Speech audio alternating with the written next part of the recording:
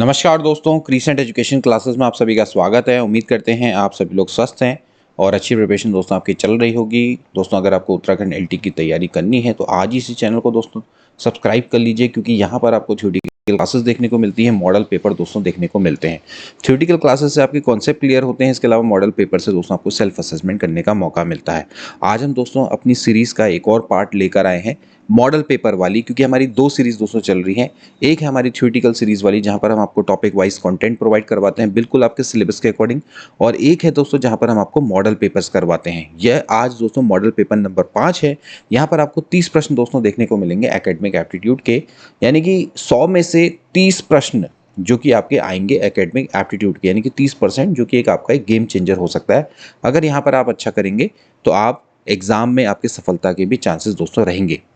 और इसके अलावा दोस्तों आप हमारे टेलीग्राम चैनल को भी दोस्तों ज्वाइन कर सकते हैं, जहां पर आपको मॉक टेस्ट और इसके अलावा नोट्स की सुविधाएं देखने को मिलेंगी। लिंक अबाउट सेक्शन में दोस्तों दिया हुआ है। मॉडल पेपर को पूरा सॉल्व करें और अपने स्कोर कार्ड को जरूर बताएं, इससे आपको सेल्फ असेसमेंट का मौका मिलेगा। तो चलिए आज की क्लास को शुरू करते हैं। तो दोस्तों आज हम पढ़ेंगे मॉडल पेपर नंबर 5। तो चलिए दोस्तों आज की क्लास को शुरू करेंगे। क्वेश्चन नंबर 1 आपकी स्क्रीन पर आएगा दोस्तों। क्वेश्चन नंबर 1 को प्रेजेंट करने से पहले दोस्तों मैंने एक लास्ट टाइम एक क्वेश्चन बताया था दोस्तों कि टर्मन के अनुसार 80 से लेकर 89 तक की जो आईक्यू वाले जो छात्र हैं वो किस कैटेगरी में रखे जाते हैं। तो इसका राइट आंसर दोस्तों हो जाएगा मंदबुद्धि। इसको सामान्य किया गया था, हालांकि दोस्तों जनरल है ये, वहाँ पर स्पेशली टर्मन के द्वारा जो कैटेगरीशन है उसको पूछा गया था। अलग अलग मनोवैज्ञानिकों ने दोस्तों अलग अलग दिया है। तो 80 से 89 वाला क्या होगा, मंदबुद्धि छात्र आते हैं जिनका आईक्यू 80 से लेकर 89 के बीच में होता है। तो उसको दोस्तों आप करेक्ट कर लीजिएगा। अब देखिए आज का क्वेश्चन दोस्तों हम देखेंगे सबसे पहले कि गिलफोर्ड द्वारा प्रतिपादित बौद्धिक संरचना मॉडल में कितने तत्वों को सम्मिलित किया गया है। गिलफोर्ड के द्वारा दोस्तों जो अपना मॉडल दिया गया था, जिसको कि हम त्रिआयामी मॉडल बोलते हैं, तो उनके द्वारा जो कितने तत्वों को यहाँ पर सम्मिलित किया गया है। सो 150, 180, 100 एंड 200, ठीक है। तो इसका राइट आंसर क्या होना चाहिए, इसका राइट आंसर होगा अभी फिलहाल 180, ठीक है। तो गिलफोर्ड द्वारा दोस्तों जो त्रिआयामी मॉडल जो दिया गया था वो आपका बहुकारक सिद्धांत के दोस्तों अंतर्गत आता है, और इसमें दोस्तों इन्होंने 3 विमाओं में दोस्तों अपने मॉडल को बताया था कि जो बुद्धि के सभी तत्व हैं देयर आर 3 डायमेंशन। तो 3 डायमेंशन दोस्तों कौन कौन सी हैं, एक है आपकी संक्रिया, ठीक, इसको दोस्तों थ्योरी क्लास में आपको बताया गया है। दूसरा है विषय वस्तु यानी कि कंटेंट, ओके, संक्रिया, ऑपरेशन, विषय वस्तु और उत्पादन, ठीक है। ऑपरेशन, कंटेंट्स एंड इसके अलावा प्रोडक्ट्स, ओके। अब इनके अंतर्गत दोस्तों आपके क्या हैं, तत्व हैं। तो अगर मैं देखूं स्टार्टिंग की दोस्तों जैसे बात करेंगे तो यहाँ पर आपके हर किसी के अंतर्गत आपके 5, 5 और 6 हैं, ठीक है। मतलब कि संक्रिया के अंदर 5 है, इसके अंदर 5 है और इसके अंदर आपके कितने 6 हैं। तो 5 × 5 × 6 यानी कि आपका कितना हो जाएगा, 150 हो जाएगा। तो बेसिक में यही थे स्टार्टिंग में। अब इसकी बढ़ के संख्या कितनी होगी, 180 होगी। तो आज के कॉन्टेक्स्ट में कितना हो जाएगा, 180 इसका राइट आंसर हो जाएगा। चलिए नेक्स्ट देखेंगे क्वेश्चन नंबर 2। टैगोर के अनुसार शिक्षा का अर्थ योग्य बनाना है व्यक्ति को, शक्ति को, शरीर को या फिर मस्तिष्क को। So according to Tagore, education means making capable to the person, to power to the body या फिर to the brain. So right answer हो जाएगा डी वाला, मस्तिष्क को, यानी कि to the brain. Next question देखेंगे क्वेश्चन नंबर 3।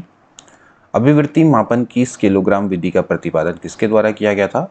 अगर आपको एटीट्यूड को मेजर करना है तो उसके लिए कई सारी दोस्तों विधियां बनाई गई हैं जो कि एटीट्यूड को मेजर करती है। उनमें से एक है स्केलोग्राम विधि, और इसका प्रतिपादन दोस्तों गटमैन के द्वारा किया गया था। ऑप्शन नंबर ए आपका करेक्ट हो जाएगा। नेक्स्ट देखेंगे क्वेश्चन।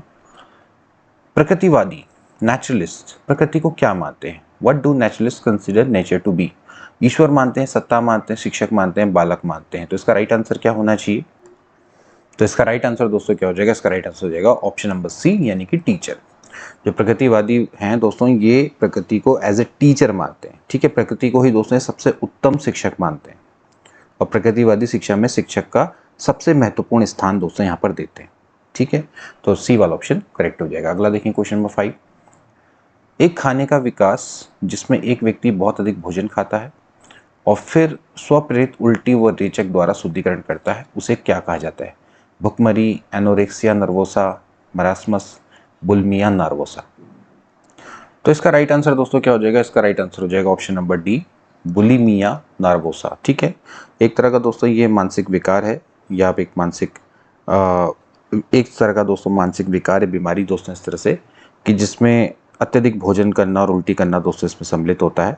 ठीक है, तो अत्यधिक खाना खाने से दोस्तों ये घटनाएं आपकी घटती है। ठीक है, तो यहाँ पर आपका जो राइट आंसर हो जाएगा वो कितना हो जाएगा, bulimia nervosa is a right answer. अगला देखिए क्वेश्चन नंबर 6, वाक अभिव्यक्ति का अधिकार लोगों को दिया गया है घूमने के लिए, अबाध रूप से आवागमन, विचार प्रकट करने के लिए, या फिर व्यापार एवं व्यवसाय के लिए। तो इसका राइट आंसर क्या हो जाएगा दोस्तों, वाक अभिव्यक्ति का अधिकार आपको इसलिए दिया गया है ताकि आप अपने विचार को दोस्तों प्रकट कर सकें। ठीक है, यानी कि आपने जो विचार है उनको स्वतंत्र रूप से अभिव्यक्त कर सकते हैं। ठीक है, और इसमें आप दोस्तों लेख बनाकर या चित्र बनाकर या चलचित्र बनाकर या बैनर लगा के भी दोस्तों आप अपने जो भाषण है उसको प्रकट कर सकते हैं। ठीक है, तो ये किस में आर्टिकल में दोस्तों, आर्टिकल 19 में दोस्तों ये आपको दिया गया है, इसका प्रावधान किया गया है। तो विचार प्रकट करने के लिए सी वाला ऑप्शन करेक्ट हो जाएगा। अगला देखिए क्वेश्चन नंबर 7, बंधुत्व दो बातों को सुनिश्चित करता है। फ्रेटर्निटी किसको वो करता है, व्यक्ति का सम्मान, देश की एकता एवं अखंडता, आवागमन, या फिर समरसता। ठीक है, respect for person, unity and integrity of the country, traffic and harmony. तो राइट आंसर क्या हो जाएगा, of course option number B, देश की अखंडता एवं एकता को दोस्तों ये सुनिश्चित करता है। ठीक है, बंधुत्व का दोस्तों प्रावधान कहाँ पर किया गया है, भाग 4 क में और आर्टिकल 51A में। 51A में दोस्तों क्या है, या 51 क की बात करेंगे, यहाँ पर आपके मौलिक कर्तव्य हैं, तो यहाँ पर बंधुत्व के बारे में दोस्तों प्रावधान किया गया है, उसकी बात कही गई है। तो देश के एकता एवं अखंडता को दोस्तों ये सुनिश्चित करता है बंधुत्व। अगला देखेंगे क्वेश्चन नंबर 8, शारीरिक निर्योग्यता वाले व्यक्ति के लिए निम्न में से कौन सी युक्ति रक्षा तंत्र में सबसे संतोषजनक होगी, तादात्मीकरण, अतिकल्पना, विवेकीकरण, या फिर इनमें से कोई नहीं। तो कौन सा defence mechanism would be the most satisfactory for the person with physical disability, identification, over imagination, rationalisation, या फिर नवतीस। इस तरह के प्रश्न दोस्तों हमने आपको काफ़ी करवाए हैं, तो इसका राइट आंसर क्या हो जाएगा, बी वाला, अतिकल्पना, यानी कि ओवर इमेजिनेशन। ये आपका मोस्ट सेटिस्फैक्टरी एक डिफेंस मैकेनिज्म है जो कि पर्सन विथ फिजिकल डिसेबिलिटी के लिए उपयुक्त होगा। ठीक है, अगला देखेंगे, शैक्षिक मनोविज्ञान के प्रमुख क्षेत्र हैं, शिक्षा मनोविज्ञान के प्रमुख क्षेत्र क्या है, society, learner, learning process and learning situation. तो इसका राइट आंसर दोस्तों क्या हो जाएगा, शिक्षा मनोविज्ञान के दोस्तों 3 इंपॉर्टेंट क्षेत्र हैं, एक है लर्नर और learning process and learning situation. ठीक है, यानी कि शिक्षार्थी और सीखने का प्रक्रम और सीखने की परिस्थितियाँ। तो इस हिसाब से देखा जाए तो कौन सा ऑप्शन करेक्ट है, यानी कि 2, 3, 4 ये आपका करेक्ट है। अधिगम करने वाला शिक्षार्थी, अधिगम की प्रोसेस, सीखने का प्रक्रम, और अधिगम की परिस्थिति यानी कि सीखने की परिस्थितियां। तो सी वाला करेक्ट हो जाएगा। अगला देखिए क्वेश्चन नंबर 10, श्री अरविंदो ने किस प्रकार की शिक्षा पर बल दिया है, पुरातन, वैदिक, गुरुकुल शिक्षा, या फिर आधुनिक शिक्षा। What type of education did Sri Aurobindo emphasizes? The ancient, Vedic, Gurukul education, modern education। तो राइट आंसर क्या हो जाएगा, मॉडर्न एजुकेशन। ठीक है, मॉडर्न एजुकेशन। तो श्री अरविंदो के द्वारा दोस्तों आधुनिक शिक्षा पर अधिक बल दिया गया है। अगला देखेंगे क्वेश्चन नंबर 11, बच्चों के समाजीकरण में सबसे महत्वपूर्ण एजेंटों में से कौन एक है। बच्चों का जब समाजीकरण होता है यानी कि सोशलाइजेशन, तो उसमें सबसे महत्वपूर्ण एजेंट कौन है, झूलाघर, प्ले स्कूल, कॉलेज, या फिर स्कूल।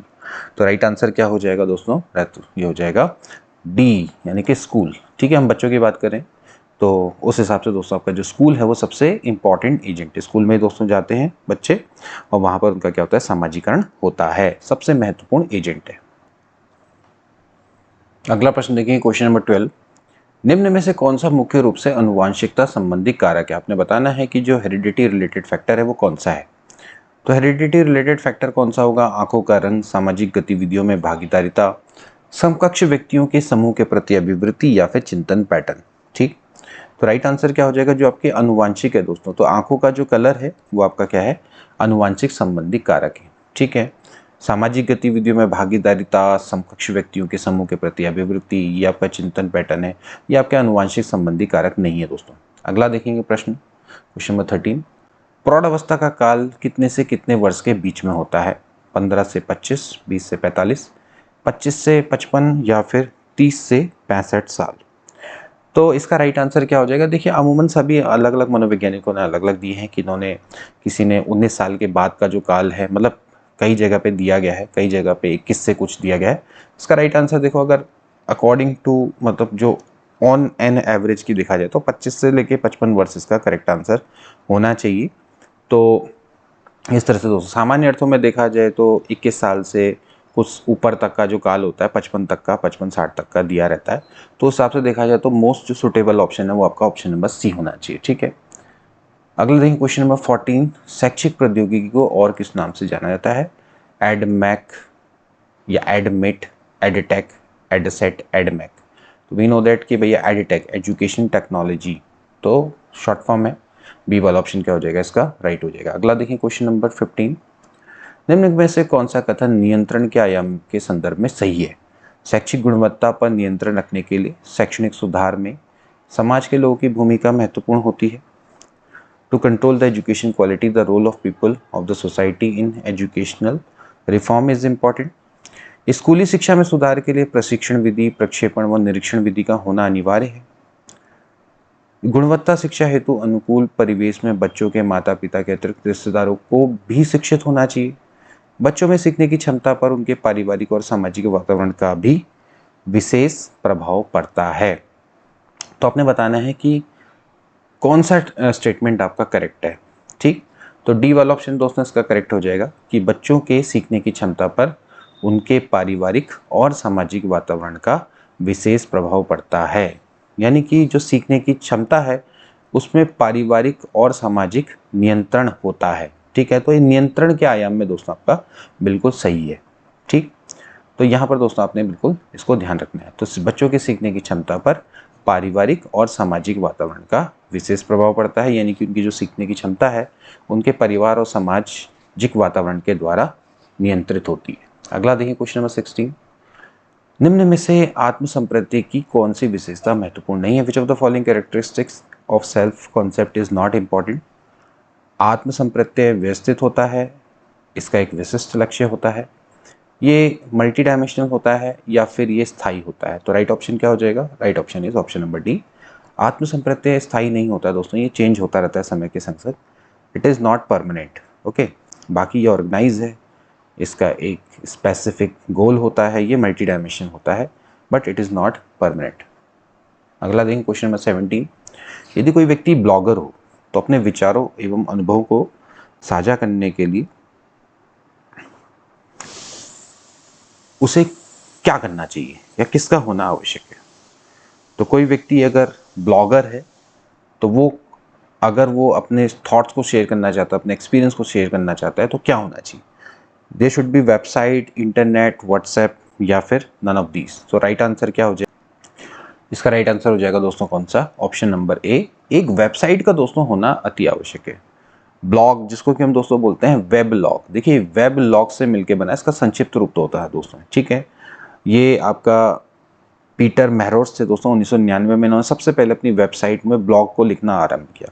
ब्लॉग का मतलब यह है कि दोस्तों आप अपने कुछ विचार हैं, कोई जो थॉट्स हैं या आपके एक्सपीरियंस हैं, या फिर आप दोस्तों कोई एजुकेशनल चीज़ें हैं वो अगर आप लिखना चाहते हैं। ब्लॉगिंग का अर्थ ये दोस्तों होता है कि आपके बड़े बड़े ब्लॉग हम जो रिटर्न में दोस्तों यहाँ पर देते हैं उनको ही ब्लॉग बोला जाता है। ठीक, तो यहाँ पर आपने चीज़ समझना है कि इसके लिए आपको एक वेबसाइट की जरूर एक आवश्यकता होगी। एक वेबसाइट होगी, वेबसाइट में ही दोस्तों आप उस चीज़ को लिखेंगे, उसको साझा करेंगे। ठीक है, तो वेबसाइट की दोस्तों यहाँ पर एक आवश्यकता होती है। ठीक है, अब कहीं ध्यान रखना है कि इंटरनेट तो एक वैसी चीज़ है, एक बहुत प्राइमरी चीज़ है। इंटरनेट होगा लेकिन अगर वेबसाइट नहीं होगी तो वे काम नहीं चलेगा। ठीक, तो सबसे पहले आपको वेबसाइट एक बनानी पड़ेगी, फिर इंटरनेट तो आप मान के चलिए वो तो है ही है, लेकिन वेबसाइट होगा तब जाके आप उसमें दोस्तों क्या करेंगे? अपने ब्लॉग या फिर अपने अनुभव को साझा करेंगे। ठीक है, इंटरनेट भी इंपॉर्टेंट है, बिना इंटरनेट के तो कोई चीज़ चलती नहीं, लेकिन आपको उस संदर्भ में लेना उसको। ठीक है ना, तो वेबसाइट होनी चाहिए, वेबसाइट पे ही आप क्या करते हैं? ब्लॉग को लिखते हैं। जैसे आपने कई बार गूगल में जब आप खोलते हैं कई चीज़ें, तो आप जैसे मान लेते हैं कोई भी चीज़ पढ़ते हैं तो कई बार आपको जो लिखित में जो चीज़ें होती हैं, वेबसाइट में जो लिखी हुई चीज़ होती है, वो एक काइंड ऑफ ब्लॉग होता है। ठीक है, तो अपने उसको समझना है। तो आपको वेबसाइट के अंदर ब्लॉग लिखने की सुविधा रहती है, तो आप वहीं पर अपने विचारों को साझा करते हैं। अगला देखेंगे, किस शिक्षण विधि को द्वितीय विश्व युद्ध में अमेरिकी सेना को प्रशिक्षण देने के लिए शुरू किया गया था? बहुत अच्छा दोस्तों प्रश्न है। तो टीम शिक्षण, सहायता प्राप्त शिक्षण, सूक्ष्म शिक्षण, या फिर कोई नहीं। तो देखिए, which teaching method was introduce to train the American army during world war 2। तो इसका राइट आंसर हो जाएगा टीम टीचिंग। ठीक है, यानी कि समूह शिक्षण। तो समूह शिक्षण इसी का दोस्तों उपयोग किया गया था और पहली बार दोस्तों अमेरिका सेना को प्रशिक्षण देने के लिए वर्ल्ड वॉर 2 के टाइम पे इसको इंट्रोड्यूस किया गया था। ठीक है, टीम टीचिंग में जनरली होता क्या है दोस्तों, समूह शिक्षण में होता क्या है कि इसमें एक शिक्षक की जगह पे 2 या 2 से अधिक शिक्षक साथ में सम्मिलित होते हैं, जो कि प्लानिंग करते हैं और एक साथ दोस्तों क्या करते हैं, टीचिंग करते हैं, ताकि एक साथ वो शिक्षार्थियों के समूह को सिखा सकें, है ना। तो यहाँ पर ये टीम टीचिंग का जो कॉन्सेप्ट है वो फ्रीमैन के द्वारा दोस्तों दिया गया था, ये भी थोड़ा सा आप ध्यान में रखेंगे। तो ये लेकिन इस विधि की शुरुआत हुई थी वो अमेरिका से स्टार्ट हुई थी, और खासकर दोस्तों जब ये द्वितीय विश्व युद्ध में जो अमेरिकी सेना उसको प्रशिक्षण देने के लिए इसको स्टार्ट किया गया था। अगला देखें क्वेश्चन नंबर 19, निम्न में से कौन सा दृश्य साधन है, which is of the following is a visual add. तो विजुअल एड दोस्तों कौन सा है जिसमें आपको आंखों की आवश्यकता रहती है, जो दिखाई देता है, ठीक है ना, विजुअल एड। तो स्लाइड्स है, ग्रामोफोन है, फोनोग्राफ रिकॉर्ड है, मैग्नेटिक टेप रिकॉर्डिंग। तो ये तो बेसिकली आपके सारे क्या हैं दोस्तों, ऑडियो है। तो पहला वाला ए वाला ऑप्शन क्या हो जाएगा, करेक्ट हो जाएगा, slides is a visual add.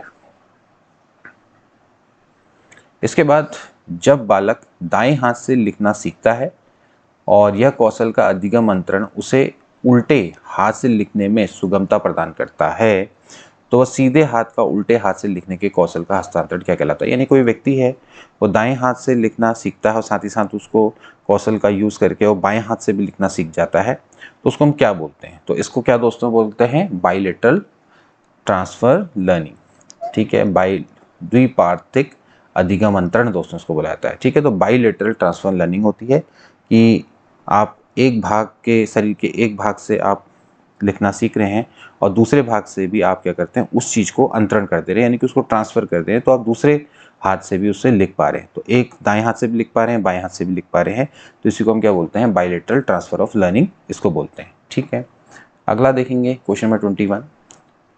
Question number 21 देखेंगे, यहाँ पर देखिए क्या लिखा हुआ है, भारतीय संविधान के अनुच्छेद 30 में अल्पसंख्यकों की शिक्षा के संबंध में कितने प्रावधान किए गए हैं।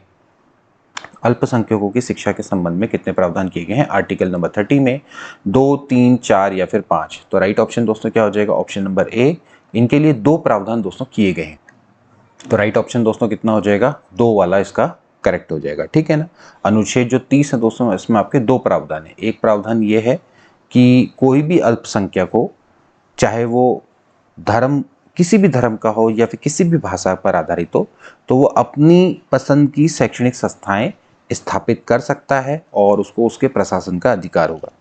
अब जो दूसरा प्रावधान है, दूसरा प्रावधान ये है कि कोई भी जो राज्य है इन शैक्षणिक संस्थाओं को सहायता प्रदान करने पर किसी भी तरह का कोई भेदभाव नहीं करेगा। ठीक है, चाहे वो किसी भी अल्पसंख्यक का हो, ठीक है ना, मतलब बेसिकली क्या है कि आप जब इनको सहायता प्रदान करेगा या जो सरकार है वो सहायता प्रदान करेगी, तो इसमें किसी भी तरह का कोई भेदभाव नहीं किया जाएगा। ठीक है, क्योंकि अभी आप ये सोचिए कि भैया ये माइनॉरिटी कमेटी के अधीन है, तो अल्पसंख्यक के अधीन है, तो फिर इसको राज्य वो नहीं दे रहा, अनुदान नहीं दे रहा है या किसी भी तरह की सहायता नहीं दे रहा है, तो वो किसी भी तरह का भेदभाव नहीं करेगा। ठीक है, या धर्म, भाषा और इसके आधार पर कभी भी भेदभाव नहीं होगा। तो पहले आप अपनी शैक्षणिक संस्थान खोलो, उसका प्रशासन करो, और राज्य इसमें आपका किसी भी तरह का कोई भी भेदभाव नहीं करेगा सहायता देने में। आप इस तरह से इसको समझ सकते हैं। अगला देखिए क्वेश्चन नंबर 22, लड़कियों को सशक्त बनाने के लिए हमें क्या आवश्यकता है। लड़कियों को शिक्षित करना, खेलकूद में भागीदारी करना, कौर को दोनों। तो राइट आंसर क्या हो जाएगा, ऑब्वियसली बात है option number C is correct है, यानी कि लड़कियों को अपने शिक्षित करना पड़ेगा, साथ ही साथ उनको स्पोर्ट्स में पार्टिसिपेट करना पड़ेगा। ठीक है, ताकि उनका शारीरिक रूप से भी विकास हो सके, अनुशासन वो सीख सकें। ठीक है, तो शिक्षित तो करना है ही है, साथ ही साथ उनको स्पोर्ट्स में भी भागीदारी उनकी सुनिश्चित करनी होगी। अगला देखेंगे, रोसा इंक ब्लॉट परीक्षण में शामिल है। ठीक है, 5 काले, 5 रंगीन कार्ड, 10 काले, 10 सफेद कार्ड, 5 काले और सफेद और 5 बहुरंगी कार्ड या फिर 10 बहुरंगी कार्ड। सी वाला ऑप्शन दोस्तों करेक्ट हो जाएगा, रोसा इंक ब्लॉट टेस्ट, जो कि आपका दोस्तों व्यक्तित्व मापने का एक परीक्षण है। ये आपका एक तरह से प्रक्षेपण प्रशिक्षण के अंदर आते हैं दोस्तों, ये मतलब कि एक तरह से प्रोजेक्टेड मेथड के अंदर आता है। तो प्रक्षेपण तकनीक की मदद से आप किसी के व्यक्तित्व का पता लगा सकते हैं। तो इसमें आपके 5 ब्लैक एंड वाइट कार्ड होते हैं और 5 आपके कलर्ड कार्ड होते हैं, ठीक है, अलग अलग डिफरेंट कलर के कार्ड होते हैं। तो 5 आपके ब्लैक एंड वाइट एंड 5 आपके डिफरेंट मतलब मल्टी कलर्ड कार्ड्स दोस्तों आपके होते हैं, ठीक है। तो मल्टी कलर्ड कार्ड्स होते हैं, तो इतना ध्यान रखना। टोटल मिला के इसमें 10 कार्ड होते हैं। तो ये किसके अंदर आता है दोस्तों, एक प्रोजेक्टेड मेथड के अंदर आता है, ठीक है। किसको मेजरमेंट की, पर्सनैलिटी मेजरमेंट की। अगला देखिए क्वेश्चन नंबर 24, कस्तूरबा गांधी आवासीय विद्यालय द्वारा बालिकाओं के नामांकन के लिए कौन कौन से प्रयास किए गए हैं। तो कस्तूरबा गांधी आवासीय विद्यालयों के लिए कौन कौन से प्रयास किए गए हैं। समुदाय के मध्य जाकर बैठना, जनपद स्तर से नुक्कड़ नाटक तैयार करना, क और ख दोनों, उपरोक्त में से कोई नहीं। तो इसका राइट आंसर क्या हो जाएगा दोस्तों, ऑप्शन नंबर सी, यानी क ख दोनों, ठीक है। अब जब हम बात करते हैं दोस्तों KG Kasturba Gandhi residential schools की या कस्तूरबा गांधी आवासीय विद्यालय की दोस्तों हम बात करते हैं, कस्तूरबा गांधी आवासीय विद्यालय, कस्तूरबा गांधी बालिका विद्यालय। तो बेसिकली दोस्तों ये क्या है कि ये योजना देखा जाए तो 2004 में दोस्तों आपकी स्टार्ट हुई थी, अगस्त 2004 में। और इसका जो मेन उद्देश्य वो यही था दोस्तों कि जो पिछड़ी हुई महिलाएं हैं, जैसे कि मोस्टली जैसे हम SC ST OBC अल्पसंख्यकों की जो लड़कियां हैं, इसके अलावा जो कि काफ़ी गरीब घर की जो लड़कियां हैं, इनको प्राथमिक स्तर पर आवासीय विद्यालय की सुविधा प्रदान करने के लिए ये योजना को दोस्तों आपका स्टार्ट किया गया था, ठीक है। तो बेसिकली क्या है, ये आवासीय विद्यालय है जहाँ पर जो प्राइमरी लेवल के प्राथमिक स्तर के जो बच्चे हैं वो यहाँ पर आवास की उनको सुविधा मिलती है, ठीक। तो कस्तूरबा गांधी आवासीय विद्यालय बेसिकली ये बालिकाओं के लिए स्कूल हैं खुले हुए 2004 से।